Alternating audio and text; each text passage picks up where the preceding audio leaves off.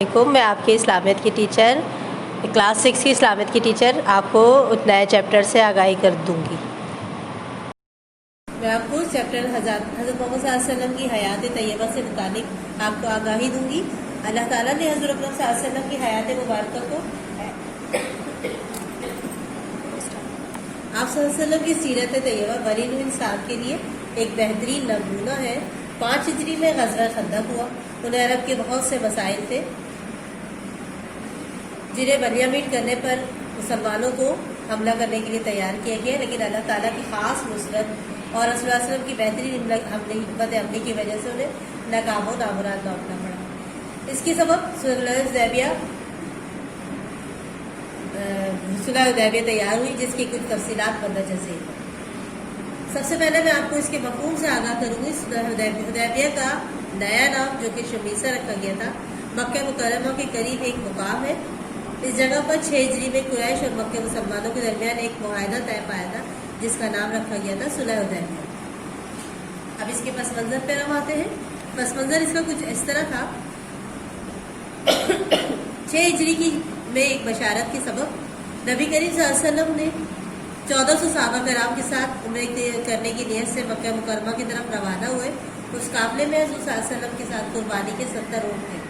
حضور صلی اللہ علیہ وسلم نے ہر ممکن کوشش کی کہ قریش پر واضح کر دے کہ ہم لڑائی کرنے نہیں آ رہے، صرف عمرہ کرنے آ رہے ہیں۔ آپ صلی اللہ علیہ وسلم نے ہتھیار لانے کی ممانعت فرما دی تھی۔ مسلمانوں کے پاس صرف سفری تلواریں تھیں اور وہ بھی میان میں تھی۔ ذوالحلیفہ کے مقام پر پہنچ کر سب لوگوں نے احرام باندھ لیے۔ اس کے باوجود بھی قریش گھبرا گئے اور انہوں نے بہت سے قبائل کو اکٹھا کر کے فیصلہ کیا کہ مسلمانوں کو مکے میں داخل نہیں ہونے۔ اس وقت تک خالد بن ولید جو مسلمان نہیں ہوئے تھے، 200 سواروں کے ساتھ مسلمانوں کا راستہ روکنے کے لیے بھیجا گیا۔ رسول اللہ صلی اللہ علیہ وسلم جنگ کرنا نہیں چاہتے تھے، اس لیے آپ صلی اللہ علیہ وسلم نے راستہ بدل دیا اور حدیبیہ کے مقام پر قیام فرمایا۔ اس کی سب سے بہترین حکمت عملی یہ کی گئی کہ اس میں سفارت کاری کو فریضہ انجام دیا گیا۔ سفارت کاری کے لیے کیونکہ قریش اپنی ضد پر ڈٹے ہوئے تھے، قبیلہ خزرج کا سردار بدی آپ صلی اللہ علیہ وسلم کے پاس آیا اور اس نے آپ صلی اللہ علیہ وسلم کو قریش کے عزائم سے آگاہ کیا۔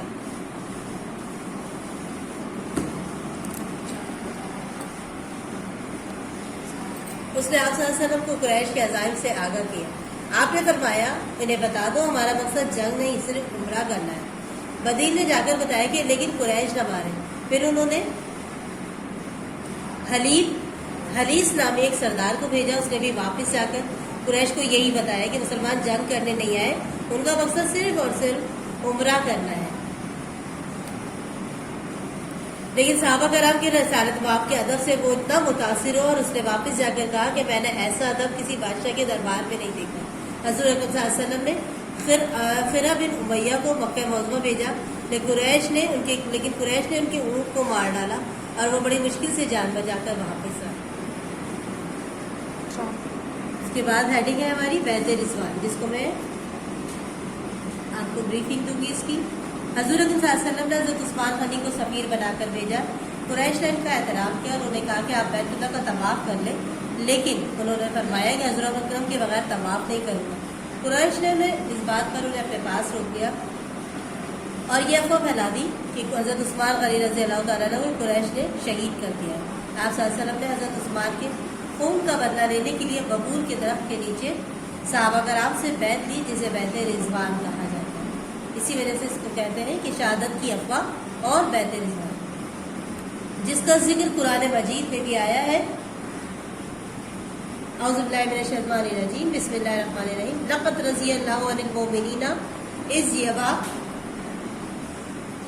یبایعونک تحت الشجرۃ فعلم ما فی قلوبہم فانزل السکینۃ علیہم۔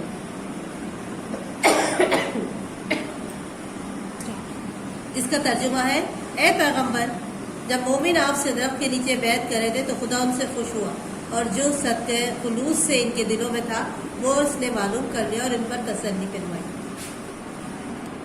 اس کے بعد تھی صلح نامہ کی شرائط۔ مسلمانوں کے اس جوش اور جذبے کو دیکھ کر قریش نے صلح کرنے کے لیے اپنا سفیر بھیجا، جس کا نام تھا سہیل بن عمرو۔ اس نے جو شرائط پیش کی اس میں پہلی شرط یہ تھی کہ اس سال مسلمان واپس چلے جائیں گے، اگلے سال آئیں گے اور مکے میں صرف 3 دن قیام کریں گے۔ اس کے بعد اس کا پوائنٹ نمبر 2 تھا یہ کہ ان کے پاس ہتھیار نہیں ہوں گے، صرف سفری تلواریں ہوں گی اور وہ بھی نیام میں ہوں گی۔ تیسرا پوائنٹ تھا ان کا دونوں فریقوں میں 10 سال تک جنگ نہیں ہوگی۔ چوتھا پوائنٹ یہ تھا کہ اگر مکے سے کوئی آدمی بھاگ کر مدینہ جائے تو اسے واپس کیا جائے گا، لیکن اگر مدینے سے کوئی آدمی بھاگ کر مکہ آیا ہے تو اسے واپس نہیں کریں گے۔ اس کا 5واں پوائنٹ تھا کہ قبائل عرب کو پورا اختیار ہوگا کہ مسلمانوں کو قریش جس کے ساتھ چاہے مل جائے گی۔ اس میں حضرت ابو جندل کا واقعہ ہے جو بہت اہم ہے۔ جب یہ جس وقت اس معاہدے پر دستخط بھی نہیں ہوئے تھے تو اس وقت حضرت ابو جندل رضی اللہ تعالیٰ نے جو حضرت سہیل رضی اللہ تعالیٰ کے بیٹے تھے انہوں نے اسلام قبول کر لیا تھا، لیکن قریش نے انہیں زنجیروں میں جکڑ رکھا ہوا تھا۔ کیوں؟ اس لیے کہ انہوں نے اسلام قبول کر لیا تھا۔ وہ کسی طرح سے مکے سے بھاگ کر حدیبیہ میں مسلمانوں کے پاس پہنچ گئے اور ان سے مدد کی اپیل کی۔ ان کی حالت دیکھ کر مسلمان بہت جوش میں آئے، لیکن چونکہ معاہدے میں طے یہ تھا کہ کوئی بھی شخص مدینے سے آئے گا تو اس کو واپس مکے بھیج دیا جائے گا، اس لیے معاہدے کی پاسداری ضروری تھی۔ قریش کا اصرار تھا کہ معاہدے کی شرط کے بعد انہیں واپس کیا جائے۔ رسول اللہ صلی اللہ علیہ وسلم نے معاہدے کی پاسداری کرتے ہوئے انہیں واپس کر دیا، یقین دلائے کہ ابو جندل صبر کرو، اللہ ضرور تمہاری مدد فرمائے۔ اس کے نتائج کچھ اس طرح تھے۔ نمبر 1 پوائنٹ تھا اس کا، فریقین میں جنگ نہ ہونے کی شرط سے مسلمانوں کو امن کا ماحول میسر ہوا اور اس عرصے میں حضرت اکرم نے متعدد بادشاہوں کو دعوتی خطوط لکھے۔ دوسرا نتیجہ اس کا یہ حاصل ہوا، قریش نے مسلمانوں سے معاہدہ کر کے انہیں اپنے برابر ایک طاقت تسلیم کر دیا۔ تیسرے اس کا نتیجہ یہ نکلا کہ اس معاہدے سے قریش کی اجارہ داری ختم ہو گئی اور دیگر قبائل کو اختیار مل گیا کہ مسلمانوں کے ساتھ ملے یا قریش کے ساتھ، جس کے ساتھ چاہے وہ مل سکتے ہیں۔ نمبر 14 اس کا نتیجہ یہ نکلا تھا کہ قریش نے مسلمانوں کو اگلے سال عمرے کی اجازت دے کر اسلام کو ایک مستقل مذہب مان لیا۔ 5واں پوائنٹ تھا کہ اس سے مسلمانوں نے مکے والوں کے ساتھ میل جول بڑھایا اور اسلام کی خوبیاں سن کر بہت سے لوگ دائرہ اسلام میں داخل ہوئے۔ چیپٹر کی ایک لفظی جوابات پر آتے ہیں۔ پہلا سوال ہے مکہ مکرمہ کے قریب مقام کا نام تحریر کریں، جس کا جواب ہے حدیبیہ۔ اس کے بعد اگلا سوال ہے غزوہ خندق کس سن ہجری میں ہوا، جواب ہے اس کا 5 ہجری۔ اگلا سوال ہے حدیبیہ کا نیا نام کیا ہے، جواب ہے اس کا شمیسہ۔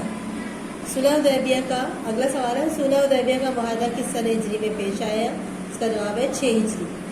نیکسٹ سوال ہے کس مقام پر صحابہ کرام نے عمرے کا احرام باندھا، جواب ہے اس کا ذوالحلیفہ۔ اگلا سوال ہے حضرت ابو جندل رضی اللہ تعالیٰ عنہ کس کے بیٹے تھے، جواب ہے اس کا حضرت سہیل رضی اللہ تعالیٰ عنہ۔ اگلا سوال ہے سردار بدیر کس قبیلے سے تعلق رکھتا تھا، جس کا جواب ہے قبیلہ خزا۔ نیکسٹ سوال ہے قریش کے کس سردار نے حضور اکرم صلی اللہ علیہ وسلم سے ملاقات کا شرف حاصل کیا، جواب ہے اس کا عروہ بن مسعود۔ اب ہم اس چیپٹر کے مفصل سوالات پر آتے ہیں۔ پہلا سوال ہے صلح حدیبیہ کا پس منظر بیان کریں، تو اس کا جواب آپ ہیڈنگ ڈالیں گے پس منظر، صفحہ نمبر ہے اس کا 23۔ اس کا جواب بک میں ہے جو صفحہ نمبر 23 پر ہے، لاسٹ پیراگراف ہے، ہیڈنگ آپ ڈالیں گے پس منظر، اور اس کے بعد دیکھیں گے 6 ہجری میں ایک بشارت کے سبب نبی کریم صلی اللہ علیہ وسلم 1400 صحابہ کرام کے ساتھ عمرہ کرنے کی نیت سے مکہ مکرمہ کی طرف روانہ ہوئے۔ یہاں سے آخری جملہ ہے، آخری جملے سے پہلے ایک جملہ ہے، وہاں تک آپ لکھیں گے، اس لیے آپ صلی اللہ علیہ وسلم نے راستہ بدل لیا اور حدیبیہ کے مقام پر قیام فرمایا۔ یہاں تک اگلا سوال ہے مسلمان کو بیعت کی ضرورت کیوں پیش آئی، اس بیعت کو بیعت رضوان کیوں کہا جاتا ہے۔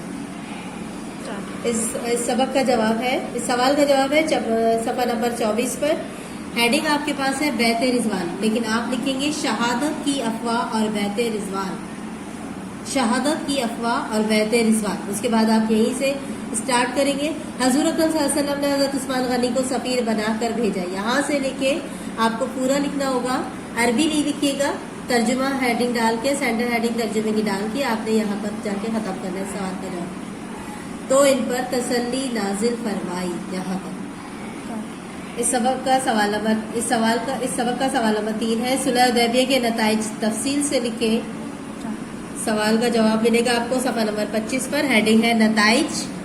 نتائج کی ہیڈنگ ڈال کر اس کے 5 نتائج ہیں.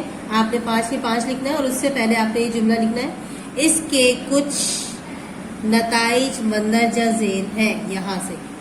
اس کے کچھ نتائج مندرجہ ذیل ہیں یہاں سے آخر تک. اس کے 5 نتائج ہیں, 1 بائی 1 لکھیے گا. اس سبق کا سوال نمبر 4 ہے تبلیغ اسلام کے لیے اللہ تعالیٰ نے مسلمانوں کی مدد کیسے کی. اس سوال کا جواب ملے گا آپ کو صفحہ نمبر 23 پر. سب سے پہلا پیراگراف ہے. ہیڈنگ کوئی نہیں ڈالیے گا. اللہ تعالیٰ نے حضور اکرم صلی اللہ علیہ وسلم کی حیات مبارک کو اہل ایمان کے لیے اسوہ قرار دیا یہاں سے. اور یہ سیکنڈ لائن ہے, لاسٹ سیکنڈ سے دیکھیے گا. اللہ تعالیٰ نے ایسے اسباب فرمائے کہ اسلام بہت تیزی کے ساتھ پھیلا. یہاں نیکسٹ لاسٹ کوشچن ہے قریش کی وجہ سے صلح حدیبیہ کے موقع پر سفارتی تعلق کیسے ناکام ہوئے. اس سوال کا جواب ملے گا آپ کو صفحہ نمبر 24 پر. سب سے اوپر آپ سفارتکاری کی ہیڈنگ ڈالیے گا اور لکھیے گا قریش اپنی ضد پر ڈٹے ہوئے تھے. قبیلہ خزا کا سردار بدیل آپ کے صلی اللہ علیہ وسلم کے پاس آیا یہاں سے. اور سیکنڈ لاسٹ لائن پہ دیکھیے گا واپس جا کر کہا کہ میں نے ایسا ادب کسی بادشاہ کے دربار میں نہیں دیکھا. سوال اس کے بعد ہم مختصر سوالات پر آتے ہیں. پہلا سوال ہے صلح حدیبیہ کی کوئی 3 شرائط لکھیں. اس کے بعد اس کا جواب آپ کو صفحہ نمبر 24 پر ملے گا. صلح نامہ کی شرائط ہیڈنگ ڈالیے گا اور اس کے بعد اس لکھیے گا اس کی شرائط مندرجہ ذیل تھی. اور اس کے بعد شرائط نمبر 1, 2 اور 3 لکھ دیجیے گا. اگلا سوال ہے حضرت ابو جندل کا واقعہ مختصراً تحریر کریں. اس کا جواب آپ کو ملے گا پیج نمبر 25 پر. حضرت ابو جندل رضی اللہ تعالیٰ عنہ کا واقعہ اور لکھیں گے آپ یہاں سے. حضرت ابو جندل کے جو سہیل کے بیٹے تھے انہوں نے اسلام قبول کر لیا لیکن قریش نے انہیں زنجیروں میں جکڑ رکھا ہوا تھا. وہ کسی طریقے سے مکے سے بھاگ کر حدیبیہ میں مسلمانوں کے پاس پہنچ گئے اور ان سے مدد کی اپیل کی.